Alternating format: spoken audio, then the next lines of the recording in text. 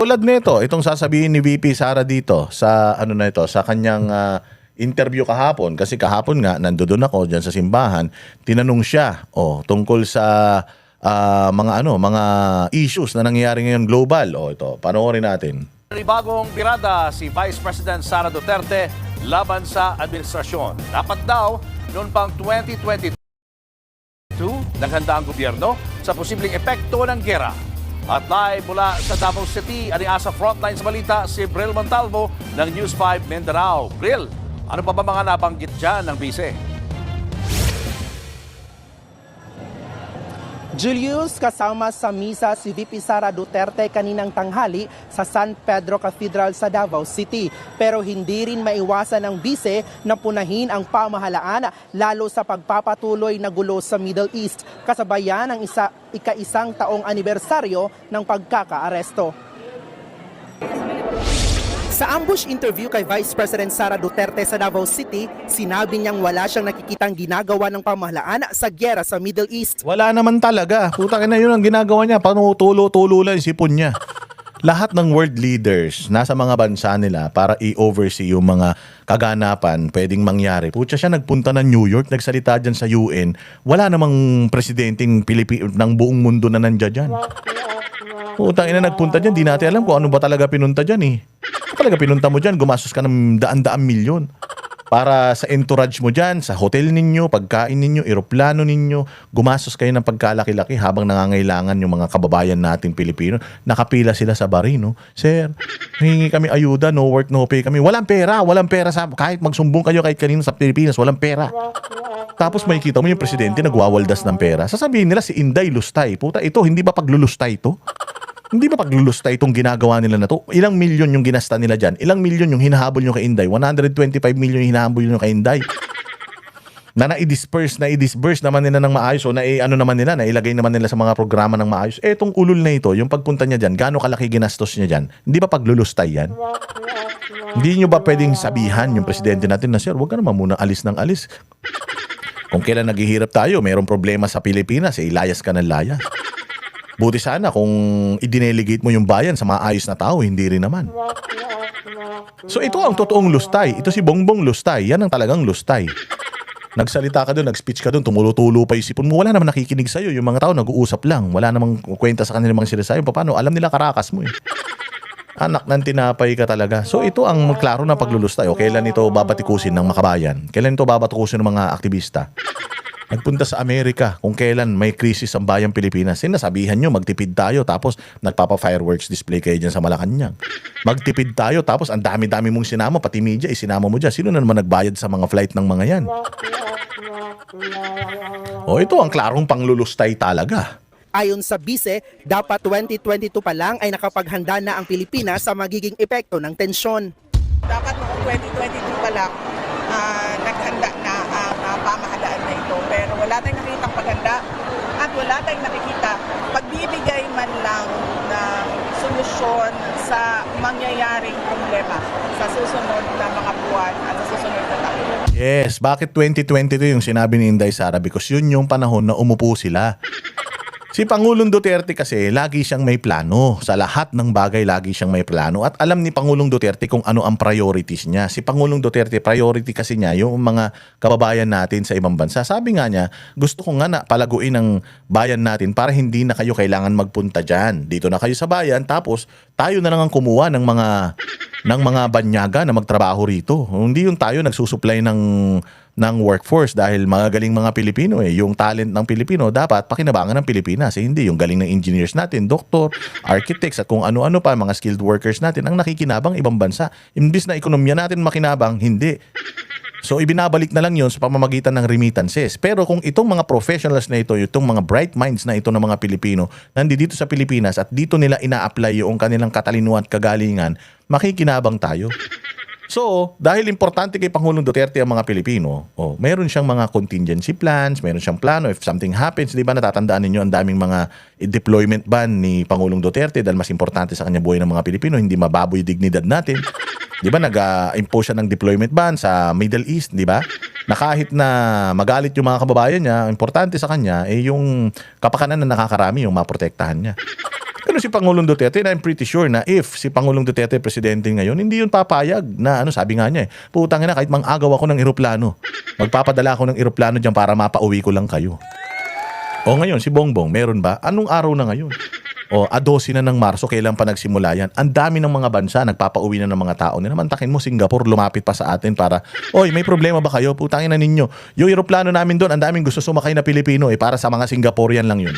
Ang daming gusto sumakay na Pilipino, walang hiya kayo. Hindi nyo ba inaasikaso yung mga ano nyo doon? Mga kababayan nyo doon? Tulungan namin kayo. Kung gusto nyo tulong, mantakin mo, nag-aalok ng tulong. Bakit ka naman mag-aalok ng tulong kung alam mo may kapasidad itong bansa na ito? Nag-aalok ng tulong yung ibang bansa sa atin, lalo na yung Singapore. Kasi alam na Singapore, wala tayong kapasidad. Hindi ba nakakahiya yan sa mga sa mga loyalista?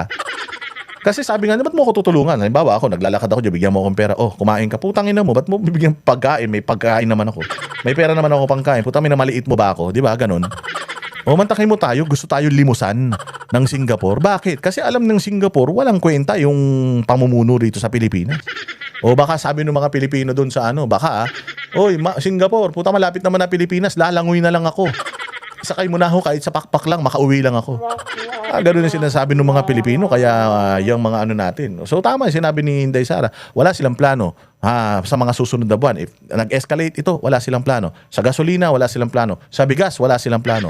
Sa walang mga tahanan ng mga Pilipino, wala silang plano. Sa pagtaas ng presyo ng bilihin, wala silang plano. Meron lang silang plano kay Inday Sara kung paano siya patatalsikin. Yun lang ang plano nila. Ang plano nila politikal, kung paano na nakawin ng pera at saka kung paano ididiin ng mga Duterte para hindi na sila manalo sa eleksyon. Nandun lang plano nila, nakafocus lang doon. Pag tinanong mo sila, Sir, anong gagawin natin sa problema na to? Sir, anong gagawin natin sa ganyan? Wala. Pag-aaralan, pag-isipan, pagpaplanuhan, laging ganun. Tang-ina niyan.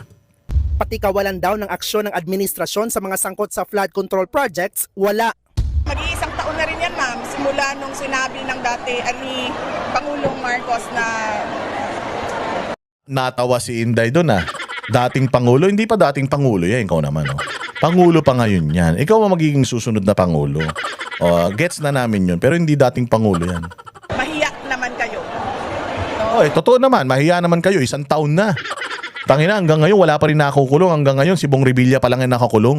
Si Bong Revilla na walang kamalay-malay, natalo na nga nung eleksyon, putang ina, siya pa ang ginamit ng administrasyon para lang may masabi na may nakakulong. Nakakulong naman sila Diskaya. Putang ina yung mga sila Diskaya. Sila nga ang magtuturo nung sino ang mga kawatan na mga amo nila. Putya, sila ang kinulong. Samantalang yung mga tinuturo nilang mga amo nila, malaya.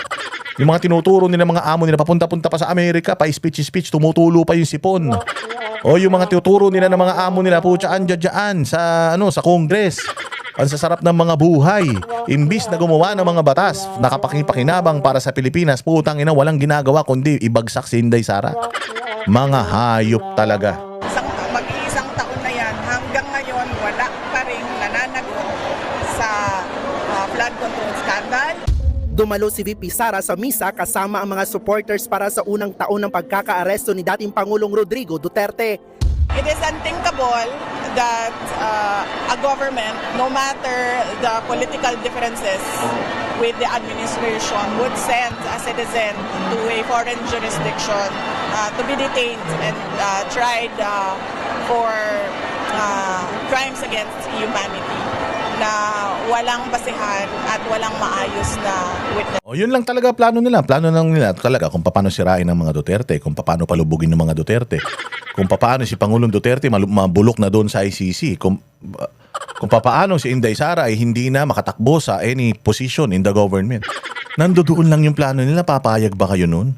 Binoto nyo sila para magtrabaho sa bayang Pilipinas, para alwanin ang inyong mga buhay, angatin ang inyong mga buhay. Putangin na yan, inuubos nila pera ng taong bayan para pabagsakin nila yung mga Duterte.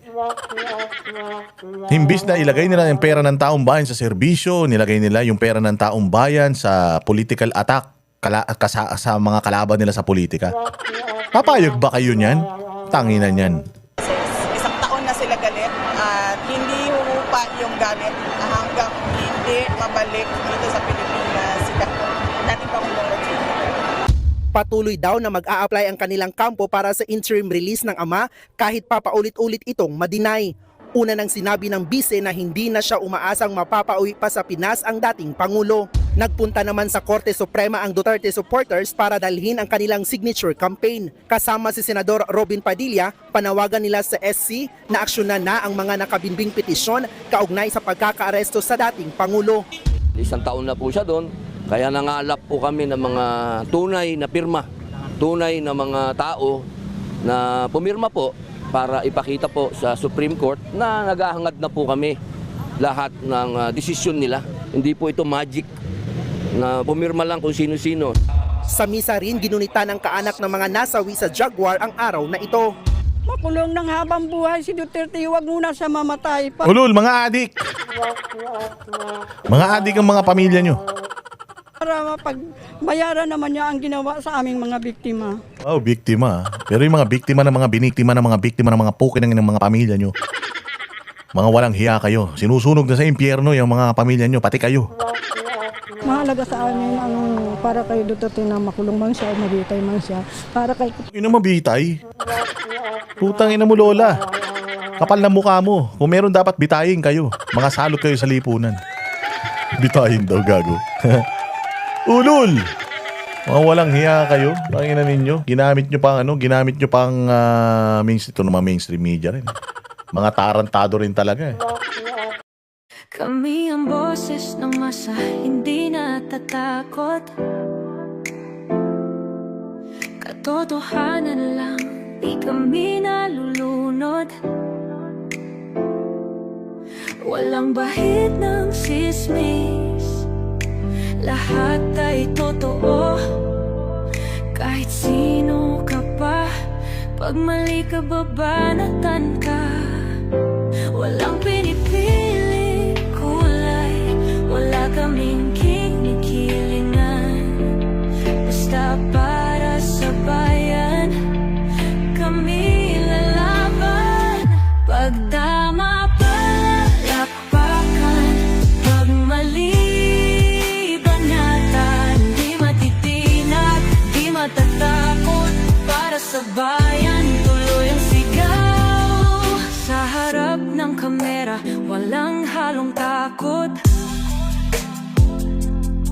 Mga baluktot, lahat kayo'y